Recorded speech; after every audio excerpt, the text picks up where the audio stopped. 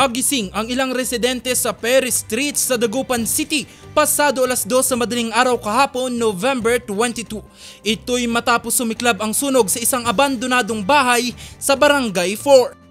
So, ang tawag sa atin, sir, is around 2:23 in the morning. And so,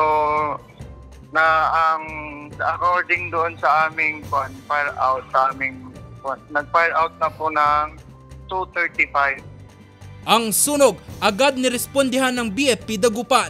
Ayon sa BFP, hindi ito ang unang pagkakataon na nasunog ang bahay matapos itong masunog noong nakaraang taon. Bagamat abandonado at luma na ang bahay, pangamba pa rin nila na baka kumalat ang sunog sa mga katabi pang mga gusali. Pagkatapos ng higit 10 minuto, naapula rin ito.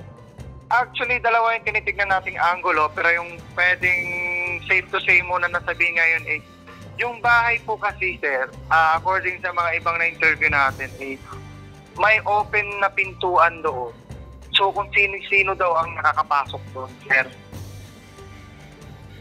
So yun ang gusto kong i-justify sa may-ari kung totoo ba na ganun nga yung naging setup ng bahay mula nung nasunog siya last year.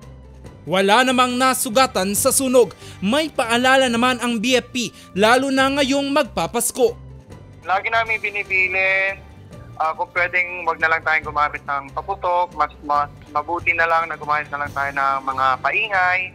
At sa tuwing umaalis tayo ng ating mga kabahayan, sana laging i-double check ang mga nakasakta, kung pwedeng tanggalin, much better. Inaalam pa ng mga otoridad kung sino ang may-ari ng nasabing bahay sa paggulong ng investigasyon. Jose Robert Invento para sa Luzon Headlines.